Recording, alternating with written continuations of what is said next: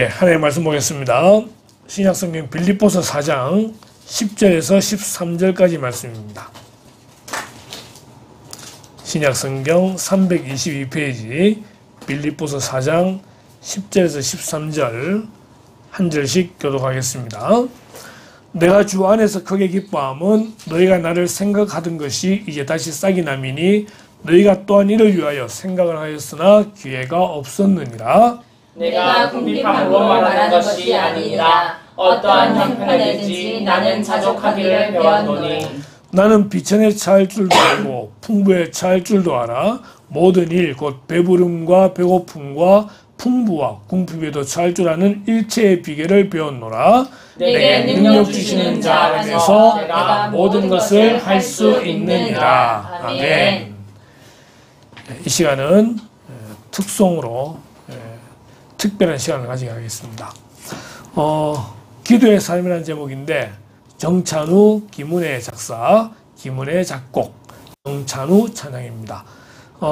우리 찬우 형제는 현재 이제 시각장애인으로 있지만 서울에 올라가서 또 이제 일을 하는 가운데에 찬양 사역자로 그렇게 있고, 아마도 김은혜 작사자는 목사님이신데 우리 찬우 형제랑 계속 교제하면서 이 찬양 사역을 해나가는 교수님이신 걸로 그렇게 알고 있습니다.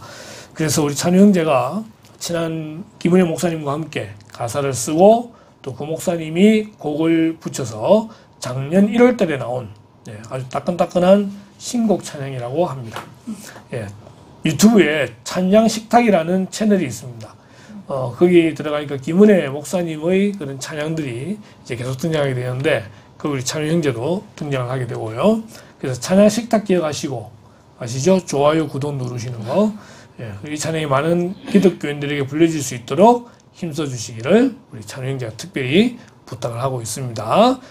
우리 찬우 형제 특송 우리 함께 듣도록 하겠습니다.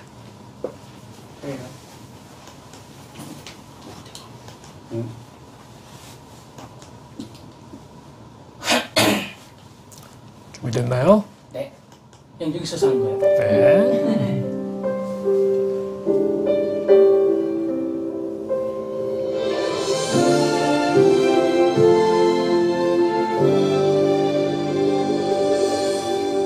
기도를 쉬지 마세요.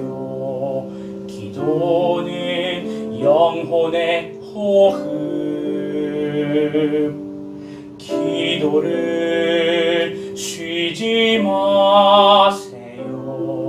기도는 생명의 양식. 기도를 쉬지 마세요.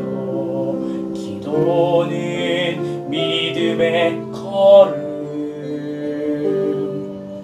기도를 쉬지 마세요. 기도는 구원의 열쇠. 기도를 통해 성령 안에 거하고 기도를 통해 새 사람 되고 기도를 통해 주의 뜻을 이루어가니 기도 없이 하루도 살 수 없네. 기도를 쉬는 죄를 범하지 않으리. 기도는 축복의 선물. 기도를 쉬는 죄를 범하지 않으리. 기도는 사랑의 열매.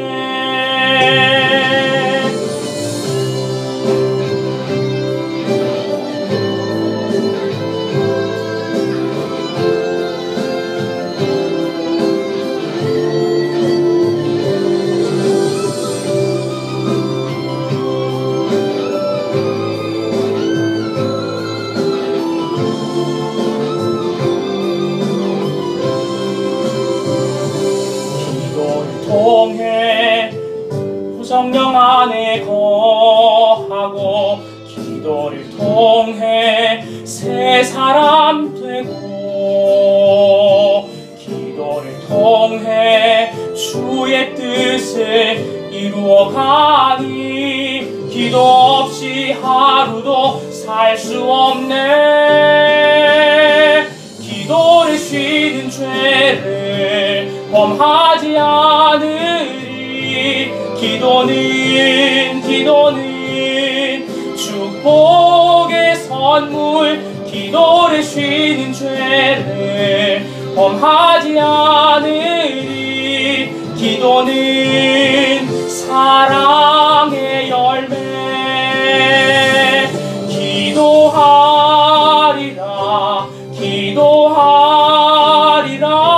주의 빛 비추는 복음의 길 걸으리. 기도하리라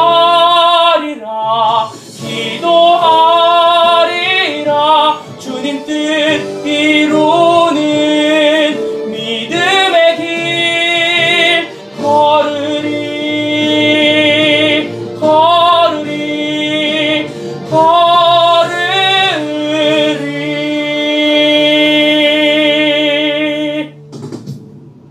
아멘.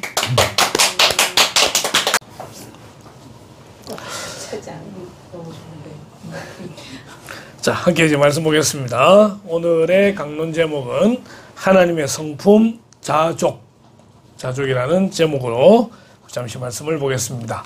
자, 자족이 뭐냐? 자족은 현재 자신의 상황이나 모습에 만족하는 것을 의미합니다. 현재랑 관계되는 겁니다. 현재 자신의 상황이나 모습에 만족하는 것을 의미합니다. 성품으로서의 자족입니다. 하나님의 오래 참으심을 알고 닮아가는 사람은 모든 상황에서 만족할 수 있습니다. 우리 지난주 오래 참음에 대해서 말씀을 다루었는데 하나님의 오래 참으심 그것을 알고 닮아가는 사람은 모든 상황에서 만족할 수 있습니다. 자족은 어떤 상황이나 여건에 맞추며 만족하는 능력입니다. 때로는 그 상황이 긍정적일 수도 있고 때로는 부정적일 수도 있겠지만 그 어떤 상황이나 여건의 가운데서도 맞추며 만족하는 능력이 자족이라는 말입니다. 자, 자족하는 사람은 다른 사람을 부러워하거나 비교하지 않습니다. 다른 사람에게 인정받고자 하는 욕구에서 자유합니다. 이게 참 쉽지 않은데 다른 사람을 때로는 부러워할 수도 있기도 하고 비교하기도 하는데 자족하는 사람은 그렇지 않다고 말하는 거죠. 다른 사람에게 인정받고자 하는 욕구에서 자유합니다. 그래서 자족하는 사람은 다른 사람이 아닌 자기와 하나님께 집중합니다. 한 2, 3주 전인가 이런 이제 안내문이 떴습니다. 한 가게에 주인이 이렇게 붙여놓은 거예요. 로또 당첨돼서 6월 30일부로 영업을 종료합니다. 그동안 찾아주신 손님들 덕분에 즐겁게 영업할 수 있었습니다. 감사합니다. 항상 건강하시고 행복하십시오. 이걸 보고 뭐라고 생각할까요? 사람들이 야 정말 좋겠다. 나도 로또 맞으면 좋겠다. 라고 이제 사람들이 부러워했었는데 이번 주에 나온 글을 보니까 이 식당 주인이 폐업을 한 이유는 따로 있답니다. 암에 걸렸답니다. 근데 암에 걸려가지고 이제 폐업한다라고 알리는 것보다 그냥 유쾌하게, 농담이지만 유쾌하게 작별 인사를 하기 위해서 이렇게 이제 로또 당첨돼서라는 말을 써놓았다라고 말을 하는 것이죠. 많은 사람이 눈물을 흘리기도 하고 또 배려와 사랑에 대한 어떤 그런 모습을 이 글에서 볼 수 있습니다. 자, 중요한 초점 뭐냐? 로또라는 많은 사람이 로또에 걸리기를 원하고 돈을 추구합니다. 자, 돈이 많습니다. 돈이 많으면 교만해집니다. 찾아보니까 돈이 많으면 이라고 딱 검색하니까 7가지 면에서 좋은 게 나오더라고요. 첫 번째는 경제적인 자유가 있습니다. 없는 것보다는 있는 것이 훨씬 낫잖아요. 그죠? 두 번째로 돈이 많으면은 자녀들에게 더 나은 교육 기회를 제공할 수 있습니다. 요즘 연예인들 보면은 뭐 학교에 보내는데 뭐 수업료가 1억이 어떠니 뭐 그런 말들 나오는데 돈이 있으면은 할 수 있죠. 또 돈이 있으면은 건강 관리가 됩니다. 돈이 있으면 병원 가가지고 검진도 받고 약도 먹고 좋은 영양제도 먹고 다 할 수 있잖아요. 그죠? 없으면은 하고 싶어도 못하는 거죠. 또 돈이 있으면은 투자와 자산 증식에 유리합니다. 우리는 이제 노년을 준비해야 되는데 노년 준비할 방법이 따로 없어요. 근데 돈이 많으면은 뭐 코인도 사고 뭐도 사고 이러면서 다 준비하는 거죠. 얼마 전에 친구들 만났는데 한 친구가 코인을 했던 모양인가 봐요. 근데 그 코인이 안 되는 코인을 사가지고 고생하고 있다는 이야기를 들은 적이 있습니다. 돈이 많으면은 그런 거 할 수 있어요. 또 돈이 많으면은 사회적으로 후원도 하고 기여도 하고 기부도 하고 충분히 할 수 있잖아요. 그죠? 많으면은 할 수 있습니다. 또 돈이 많으면은 위기 대처 능력도 도움이 됩니다. 뭐든지 무슨 일이라든지 돈으로 다 해결할 수가 있더라는 겁니다. 그리고 마지막으로 돈이 있으면은 꿈을 실현할 수 있는 기회를 제공해 주기도 합니다. 네. 그러니까 돈이 있으면은 좋아요. 그런데 이 돈이 사람을 교만하게 만들고 하나님을 멀리하도록 만들더라라고 하는 것입니다. 돈이 주는 유익이 많지만 돈은 사람을 교만하게 합니다. 돈이 없으면 참 지갑이 너무 썰렁해 보이죠. 그죠? 동전 몇 개 있는 그림이 있었다가 아예 비어버렸는데 돈이 없으면 비굴해집니다. 그래서 보니까 돈이 없으면 적혀져 있는데 자존심을 굽혀야 한다. 배우고 싶은 것도 배울 수 없다.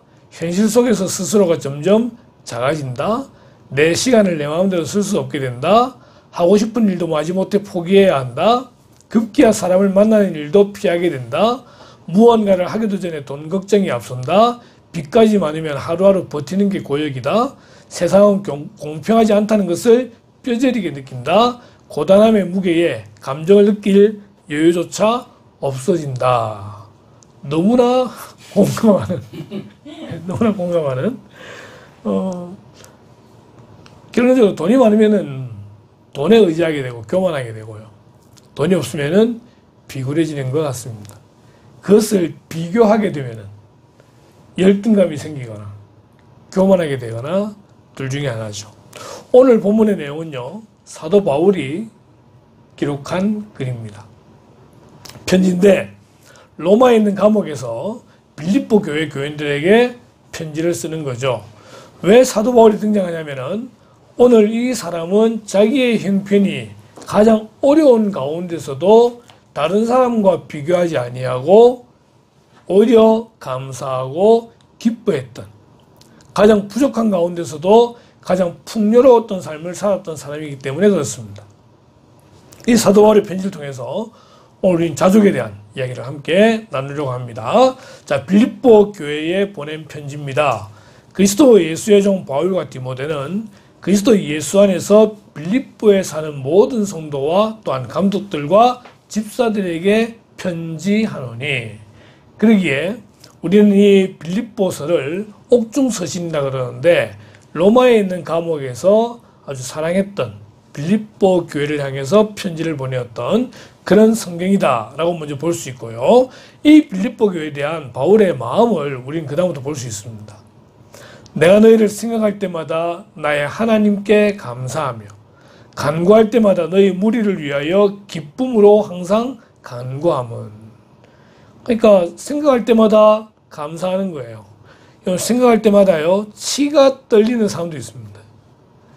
생각할 때마다 뭐 대충 그런 사람 잘 생각을 안 하겠지만 어떤 사람은 생각할 때마다 너무 감사하고 너무 고맙고 기도를 한 번 더 해주고 싶은 그런 사람도 있더라는 것입니다. 사도 바울이 빌립보 교회에 대한 마음은 그런 마음이었어요.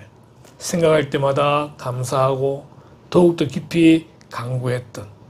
근데 그 이유가 뭐냐니까 첫날부터 지금까지 복음을 위한 일에 함께 동참하고 있다라는 것입니다. 그러니까 빌립보 교회와 바울은요 동력의 관계였다는 거예요.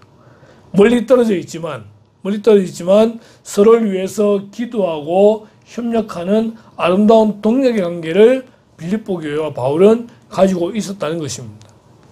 근데 그 출발점이 어디냐라고 할 때 사도행전 16장에서 그 출발점을 볼 수 있게 되는 거죠. 자, 성령이 아시아에서 말씀을 전하지 못하게 막았다는 겁니다. 그러니까 사도 바울은 지금 1차 세계전도 여행을 끝나고 2차를 가려고 할 때에 그 2차의 방향을 아시아 쪽으로 잡았다는 겁니다. 그런데 성령께서 막으시더라고 하는 것이죠. 그들이 부르기아와 갈레디아 땅으로 다녀가 무시아 앞에 이르러 비두니아로 가고자 애썼다고 말합니다. 좀 이따 지도 볼 텐데 이렇게 가려고 하는데 예수의 영이 허락하지 아니하시는지라라는 것입니다.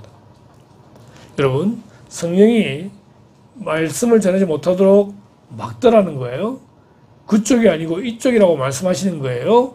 이것을 아는 것은 항상 성령에 민감하게 깨어 있을 때 가능합니다. 우리의 마음이 날마다 하나님의 말씀과 기도 가운데에 성령으로 충만할 때 하나님께서 우리에게 원하시는 길이 이 길이다라는 것을 알게 되는 것이지, 만약 영적으로 깨어있지 못하면은 하나님이 말씀하셔도 모르게 되고 말씀에 불순종하게 되더라는 것입니다. 그래서 우리 하나의 기도 제목을 발견하는 것은 우리 날마다 영적으로 깨어있기를 바라는 것입니다. 우리의 직장에서, 우리의 가정에서, 내가 만나는 사람과의 관계에서 우리는 하나님의 뜻을 찾고 하나님의 말씀을 듣고 우리는 그 방향으로 가는 그런 성도가 되어져야 되는 것이죠. 특별히 직장을 구하는 문제에 있어서나 나의 앞으로 진로에 대해서 고민하게 될 때 뭐 해야 됩니까? 기도해야 되는 거예요. 영적으로 깨어있을 때 이 하나님께서 원하시는 길이다, 원하지 아니하시는 길이시다, 하나님은 이쪽으로 내가 가기를 원하시는구나, 이것을 알게 되더라는 거예요. 그래서 특별히 교회에서도 기도하겠지만 본인이 더 영적으로 깨어서 기도해야 되더라는 것입니다. 자, 그런 가운데 밤에 환상이 보이게 되는 겁니다. 마게도냐 사람 하나가 서서 그에게 청하여 이르되 마게도냐로 건너와서 우리를 도우라 하거늘 바울이 그 환상을 보았을 때 우리가 곧 마게도냐로 떠나기를 힘쓰니 이는 하나님이 저 사람들에게 복음을 전하라고 우리를 부르신 줄로 인정함이로라. 사람은요, 저마다 고집이 있어요. 이 고집이 거의 잘 꺾이지 않습니다. 사도 바울이 지금 하나님의 말씀을 전하려고 아시아로 가려고 하는 마음, 그 마음이 쉽게 꺾이느냐? 꺾이지 않아요. 왜? 자기님이 이 길로 가려고 생각하고 있기 때문이에요. 하나님이 일을 하려고 하는데, 하나님의 말씀을 전하려고 하는데 자기 마음이 이쪽으로 좀 치우쳐져 있는 거예요. 근데 거기에 누가 이래 가라 저래 가라 이야기한다고 해서 그 말에 순종하느냐? 잘 순종하지 않아요. 심지어는 하나님이라도 순종하지 아니하고 자기 마음대로 갈 수 있는 상황이에요. 근데 사도 바울은요, 그 가운데서 하나님의 말씀에 순종합니다. 밤에 자는 중에 환상을 보는 거죠. 마게도냐 사람, 유럽인입니다. 얼굴 하얗고 코 크고 코 길고 이런 사람이 와서 우리를 도와라 라는 꿈을 꿨는데, 환상을 보았는데 사도 바울은 그것이 하나님이 우리에게, 저들에게 복음을 전하라고 말씀하시는 거다 라고 하고 방향을 돌리게 되더라는 겁니다. 사도 바울이 가려고 했던 곳은 이 무시아에서 부르기아로 가려고 해서 이쪽 아시아 쪽으로 가려고 하는 마음을 가졌다는 거예요. 근데 지금 꿈을 꾸기를 마게도냐 사람이 와서 우리를 도우라는 말을 듣고 사도 바울은 여기서 마게도냐로 건너가게 되었다는 것입니다. 이것이 2차 전도 여행의 출발점입니다. 그렇게 해서 마게도냐로 들어가게 될 때에 갔던 첫 번째 성이 빌립보입니다. 거기서 빌립보에 이르니 이는 마게도냐 지방의 첫 성이요 또 로마의 식민지라. 원래는 헬라 제국의 아주 중요한 도시였죠. 알렉산더가 그의 아버지를 위하여, 필립 공을 위하여 지은 성이 빌립보입니다. 그런데 이 로마의 식민지가 되어져 있는 것이죠. 자, 이런 로마의 식민지로 되어져 있는 마게도냐 지방의 첫 성 빌립보에 이르렀는데, 이곳에 있으면서 기도할 곳을 찾다가 강가에 있는 여자들을 보게 됩니다. 그 여자 중에 두아디라 시에 있는 자색 옥감 장사를 하는 루디아를 만나게 되는데 이미 하나님을 섬기고 있더라는 것입니다.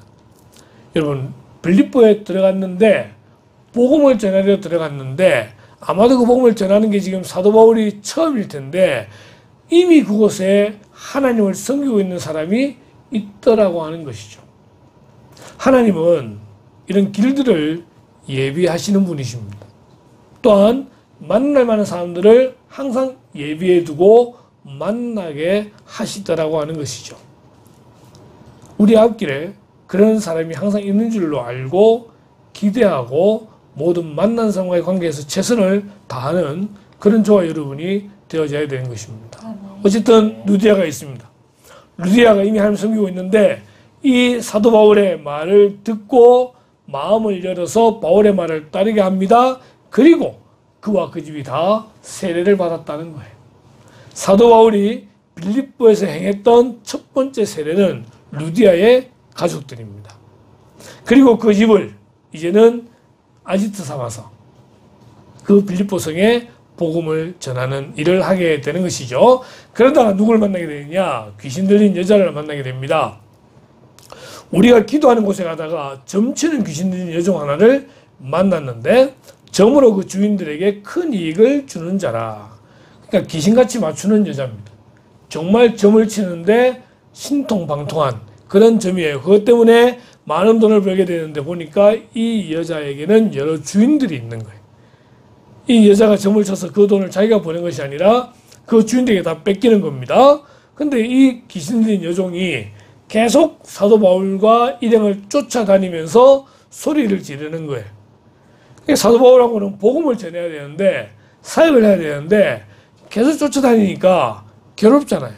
18절에 이같이 여러 날을 하는지라 바울이 심히 괴로워하여 돌이켜 그 귀신에게 이르되 예수 그리스도 이름으로 내가 내게 명하노니 그에게서 나오라 라고 하니까 귀신이 즉시 나오게 되었다는 겁니다. 자, 이 여인이 자기 능력이 뛰어난 게 아니라 귀신의 능력으로 점을 치다가 이렇게 사도 바울이 귀신을 쫓아내고 나니까 이 여자는 더 이상 점을 치지 못하게 되었습니다. 그것을 주인들이 보고서는 열받은 거죠. 그 여자를 통해서 돈을 벌었는데 그 여자에게 뭔가를 하더니만 여자가 점을 치지 못하더라는 겁니다. 그럼 사람들이 오질 않는 거죠. 돈을 벌지 못하는 거죠. 여정의 주인들은 자기 수익에 소망이 끊어진 것을 보고 바울과 실라를 붙잡아 장터로 관리들에게 끌어갔다가 끌어가서 뭐합니까? 재판을 합니다. 재판하면서 이제 이 바울과 같이 갔던 실라는 외지 사람이니까 이제 이방인으로 생각하니까 그들이 자기들에게 평소에 뇌물을 주었던 상관들에게 이야기를 해서 결국은 사도 바울과 실라를 매로 치고 옥에 가두게 됩니다. 무리가 일제히 일어나 고발하니 상관들이 옷을 찢어 벗기고 매로 치라 하여 많이 친 후에 옥에 가두고 간수에게 명하여 든든히 지켜라. 그래서 이제 이 둘이는 손과 발에 착고를 차고 그 지하 감옥에 갇혀 있게 됩니다. 자, 그것이 빌립보라는 일이에요. 이때 매를 맞은 게 우리는 39대라고 말을 합니다. 40을 맞으면 죽기 때문에 40보다는 작은 그러나 죽지 않는 39대의 매를 맞고 그 지하 감옥에 손과 발에 착고를 차고 갇히었는데 그곳에서 사도 바울은 뭘 합니까? 하나님께 기도하고 찬송을 부르더라는 거예요. 한밤중에 바울과 실라가 기도하고 하나님을 찬송하며 죄수들이 듣더라. 이 그림이 이렇게 되어 있어요. 찬송하고 기도할 때도 있었는데 둘 중에 누가 바라보고 누가 실라인지 모르겠지만 하여튼 한 명은 찬송하고 한 명은 기도하고 있습니다. 그림 참 기막히게 만들었는데 그렇게 할 때에 듣더라 라고 말하는 거죠. 듣더라. 귀를 대면서. 자, 그렇게 찬송하고 기도하고 있는데 어떤 일이 생기게 됩니까? 이에 갑자기 큰 지진이 나서 옥토가 움직이고 문이 다 열리며 모든 사람의 매인 것이 다 벗어진지라. 바울과 실라는 기도하고 찬양했을 뿐인데 갑자기 지진이 나고 옥토가 움직이고 문이 다 열리고 모든 사람의 매인 것이 다 벗어지게 됩니다. 이런 그림이 되게 되는 거죠. 이 오른쪽에 보니까 문이 다 열렸습니다. 간수들의 손이 다 풀리게 됩니다. 그런데 이것을 보고 이 앞에 서 있는 간수는 놀라서 스스로 자결을 하려고 합니다. 왜냐하면 이 죄수 중에 누군가가 도망을 치게 되면 모든 책임이 자기에게 있기 때문에 그렇게 죽거나 이렇게 죽거나 마찬가지로 생각을 하고 자결을 하려고 하는 거죠. 간수가 자다가 깨어 옥문들이 열린 것을 보고 죄수들이 도망한 줄 생각하고 칼을 빼어 자결하려 하거늘 바울이 크게 소리질러 이르되 내 몸을 상하지 말라. 우리가 다 여기 있노라. 결국 이 간수는 그 소리를 듣고 정신을 차리게 됩니다. 그리고 29절에 보니까 간수가 등불을 달라고 하며 뛰어들어가 무서워 떨며 바울과 실라 앞에 엎드리고 그들을 데리고 나가 이르되 선생들이여 내가 어떻게 하여야 구원을 받으리까. 아마도 이 간수가 말한 구원이라고 하는 것은 자기의 직무를 소홀히 한 것 때문에 당하게 되는 그러한 징계, 여기서 벗어나는 방법을 묻는 것처럼 보입니다. 왜냐하면 아직 복음을 들은 일도 없고 구원이 뭔지도 모르는데 그런 상태에서 구원을 말하는 것은 자기의 현 상황 가운데서 벗어나기 위한 그런 이야기를 했을 텐데 여기서 사도 바울은 말하기를 주 예수를 믿으라 그리하면 너와 내 집이 구원을 받으리라. 우리의 시선은 항상 현재에 멈춰져 있습니다. 그리고 현재를 어떻게 벗어날까라고 하는 거기에 시선이 맞춰져 있다고 한다면 가장 출발점은 우리의 영혼이 하나님을 만나고 구원을 받는 그게 출발점이라는 것입니다. 그리고 이미 구원을 받았다 한다면 다시 한번 거기에 집중하고 감사하는 성도가 되어야 되는 것이죠. 사도 바울은 말합니다. 주 예수를 믿으라 그리하면 너와 내 집이 구원을 받으리라. 앞서 누디아처럼 주의 말씀을 그 사람과 그 집의 모든 사람에 전했더니만 이제 이 간수가 그들을 데려다가 맞은 자리를 씻어주고 자기와 그 온 가족이 다 세례를 받게 되었다라고 말을 합니다. 그들을 데리고 자기 집에 올라가서 음식을 차려주고 그와 온 집안이 하나님을 믿음으로 크게 기뻐하니라. 이게 빌립보 교회예요. 루디아가 있고요. 귀신 들린 여종이 있었고요. 그 다음에 간수가 있었고요. 그렇게 해서 교인들이 세워지게 되고 교회가 세워지게 되는 겁니다. 빌립보는 로마의 식민지라고 그랬습니다. 로마의 식민지라는 말은 황제 숭배를 강요당하는 지역이라는 말입니다. 그런 곳에서 하나님 외에 다른 신에게 절하지 말고 우상 섬기지 말라는 그 말씀 때문에 그들은 신앙을 지키기 위해서 모진 고난과 고문도 감당했다라고 하는 거죠.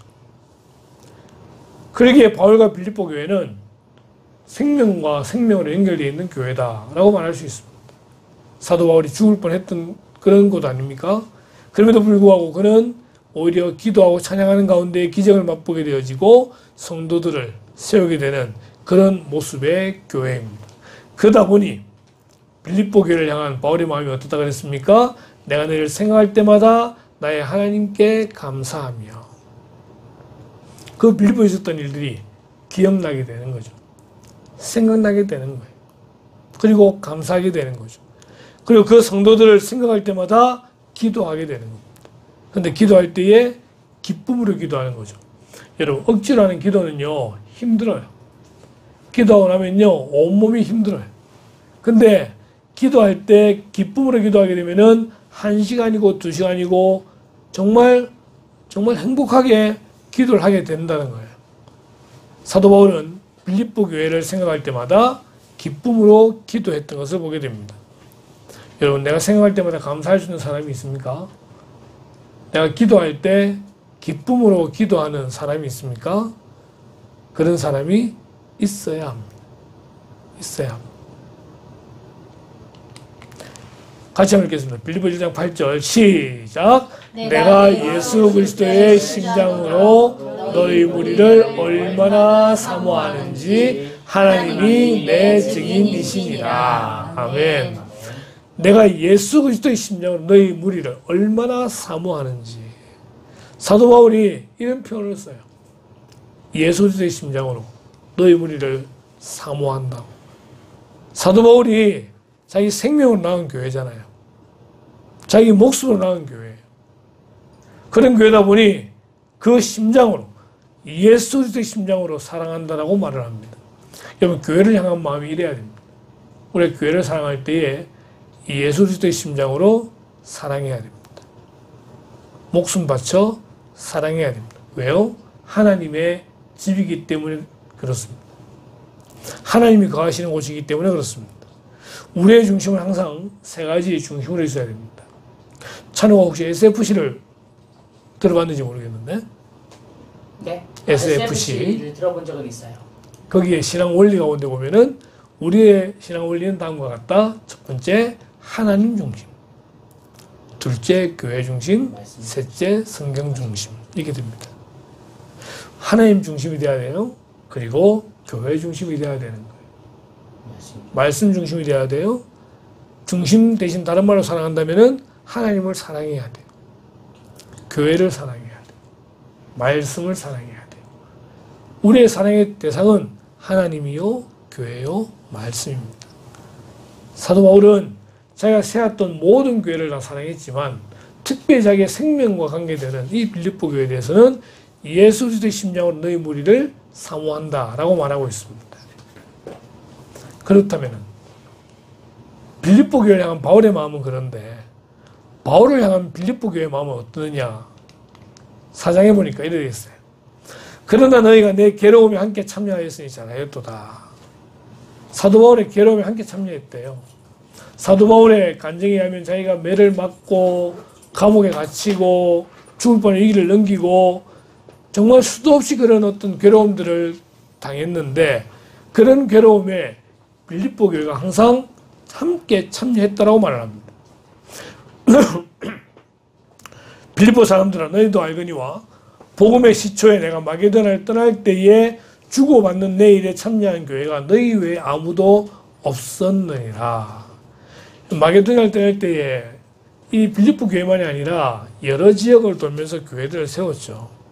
세웠는데 그 마게도나를 떠날 때에 주고받는 부분에 있어서 그 일에 참여한 교회가 빌립보 교회밖에 없었다는 것입니다. 빌립보 교회는 바울에 대하여 진심이었습니다. 진심이었습니다.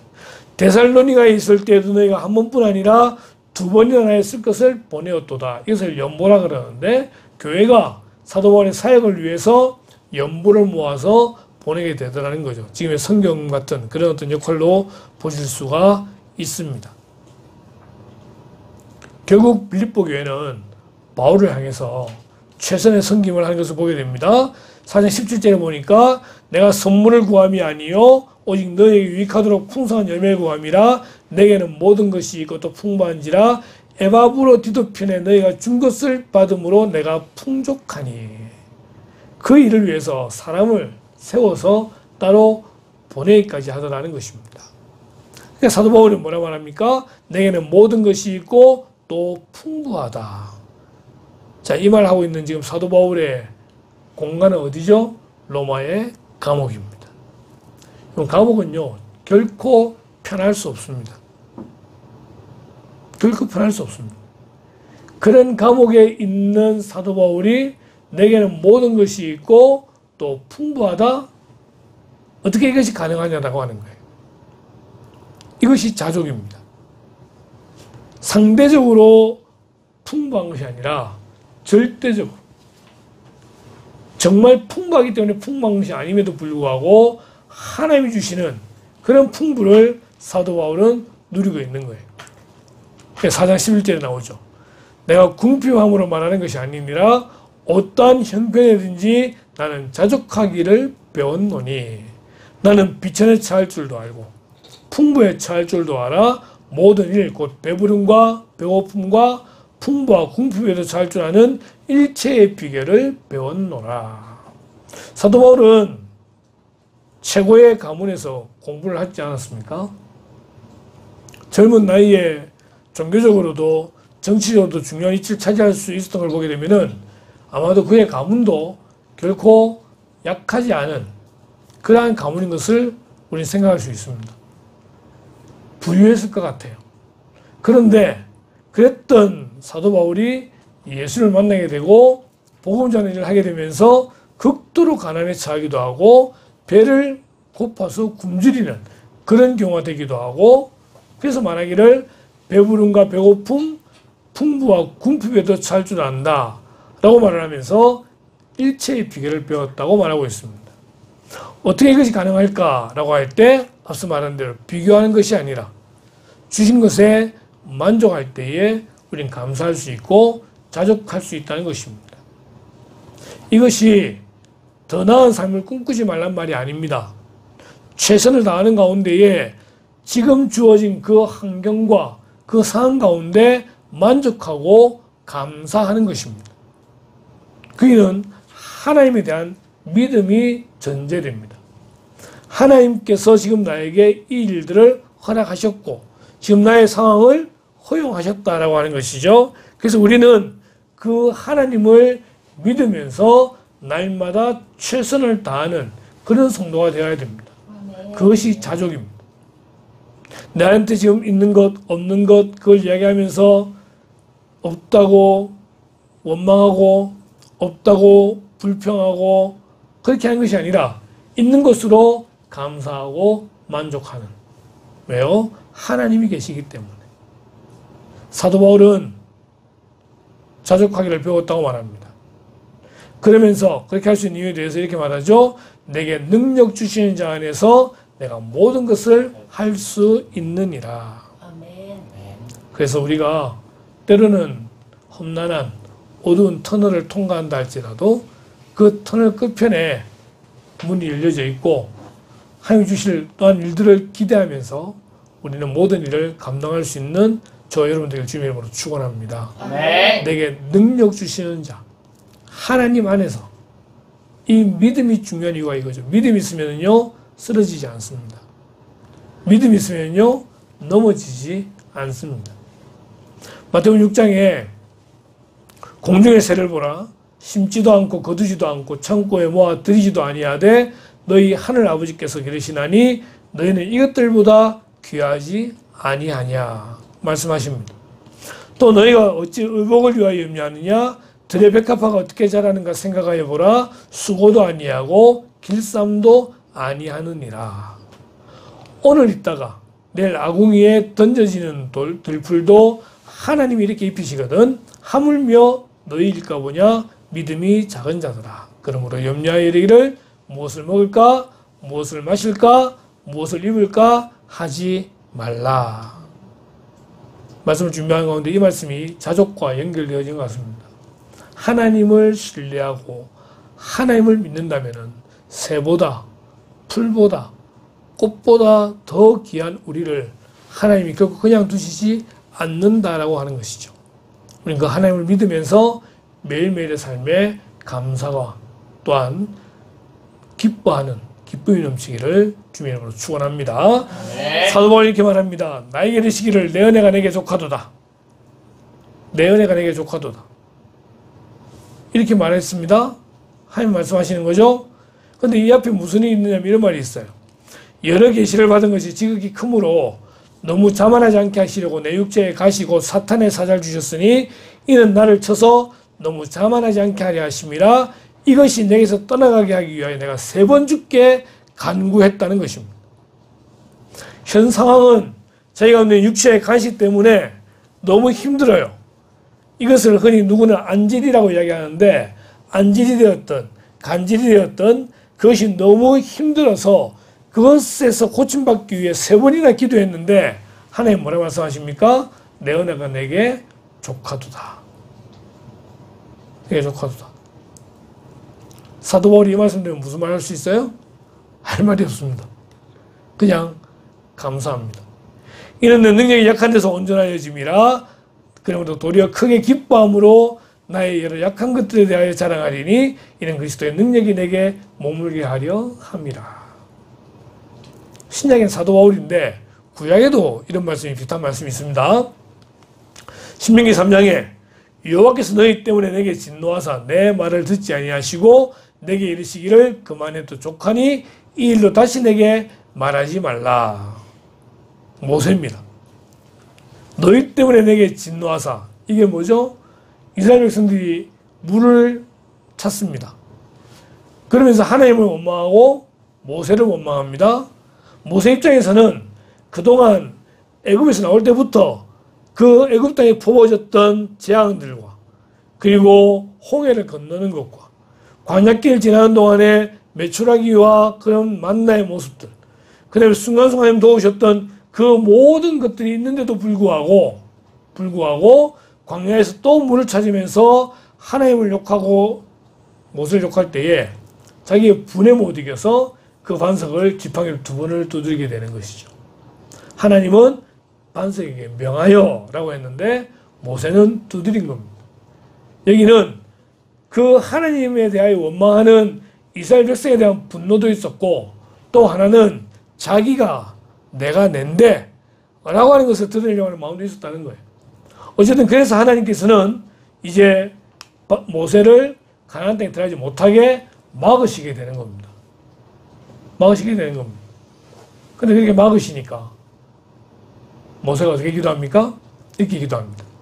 주 여호와여, 주께서 주의 크심과 주의 권능을 주의 종에게 나타내시기를 시작하셨사오니 천지간에 어떤 신이 능히 주께서 행하신 일, 곧 주의 큰 능력으로 행하신 일같이 행할 수 있으리까 구하옵나니 나를 건너가게 하사 요단 저쪽에 있는 아름다운 땅, 아름다운 산과 레바논을 보게 하옵소서 하되 하나님 뭐라 말씀하십니까?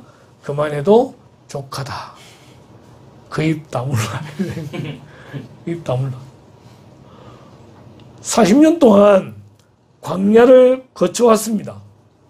그 말도 안 따르는 이스라엘 백성들 200만 명을 데리고 광야 생활해서 드디어 가나안 땅이 보이는 곳에 왔습니다. 이제 앞에 있는 사해 바다만 건너가면은 가나안 땅이에요. 모세는 아직까지도 안력이 튼튼하고 강건했다라고 말해요. 오죽하면 이렇게 기도하겠습니까? 나를 건너가게 하사. 하나님 뭐라 말씀하십니까? 그만해라. 네 은혜가 내게 족하다. 우리는 현실 가운데서 원망하고 불평합니다. 그리고 하나님께 기도하죠. 하나님 왜 저에게 이렇게 하십니까? 근데 하나님 뭐라 말씀하십니까? 내 은혜가 내게 족하다. 이게 자족입니다. 오늘 마지막 말씀은 잠언 30장입니다.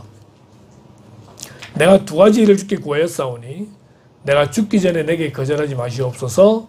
곧 헛된 것과 거짓말을 내게서 멀리하옵시며, 2번째가 나를 가난하게도 마옵시고 부하게도 마옵시고 오직 필요한 양식으로 나를 먹이시옵소서. 혹 내가 배불러서 하나님을 모른다, 여호와가 누구냐 할까 하오며, 혹 내가 가난하여 도둑질하고 내 하나님의 이름을 욕되게 할까 두려워함이니이다. 돈이 있으면 좋죠. 없으면 불편해요. 그런데 이 잠언의 저자는 돈이 많으면은 하나님을 모른다고 하게 될까 싶어서, 돈이 없으면은 하나님을 욕하게 될까 싶어서, 하나님의 이름을 욕되게 말하게 싶어서. 다른 사람이 그러잖아요. 교회 다니는데 왜 그 모양이냐 이래 말하면요 할 말이 없잖아요. 그런 부분에서 이 잠언의 저자는 오늘 하나님께 내가 너무 부하지도 않게 가난하지도 않게 오직 필요한 양식으로 너를 먹이시옵소서. 우리가 주기도문처럼 오늘 일용할 양식을 구하는 성도가 되길 원하고, 항상 자족하는 가운데 감사하는, 또한 기뻐하는 저 여러분 되길 바랍니다. 사도 바울 자족하기를 배웠다. 내게 능력 주신 자 안에서 내가 모든 걸 할 수 있다는 이 말씀을 기억하면서 항상 승리하는 저 여러분 되기를 주님의 이름으로 축원합니다. 네. 기도하겠습니다. 하나님, 사도 바울의 자족을 배우며 모세의 자족을 배웁니다. 우리가 생각할 때에 좀 더 돈이 많거나 좀 더 부유했으면 좋겠지만 하나님께 주시는 이유가 분명히 있음을 기억하며 어떤 형편, 어떤 상황에서도 자족하는 제들 될 수 있기를 간절히 소원합니다. 하나님, 날마다 주님 앞에 기도하면서 오늘의 필요한 양식을 구하는 제들 되기를 원하고, 매일매일 하나님만 바라보는 그런 제들 될 수 있도록 인도하시오며, 주어진 일에 최선을 다하며 감사하고 기뻐하는 제들 될 수 있도록 역사해 주시기를 원합니다. 비교하지 않게 하여 주시기를 원합니다. 비교해서 교만해지거나 열등감에 빠지거나 하나님 우리가 범죄할 수 있는데 비교하지 아니하고 온전히 하나님께만 또 우리에게만 집중하는 가운데에 자족하는 삶을 통하여 하나님께 영광 돌리는 복된 성도 될 수 있도록 인도하시길 원하올 때에 이 모든 말씀을 예수님의 이름으로 기도드리옵나이다. 아멘.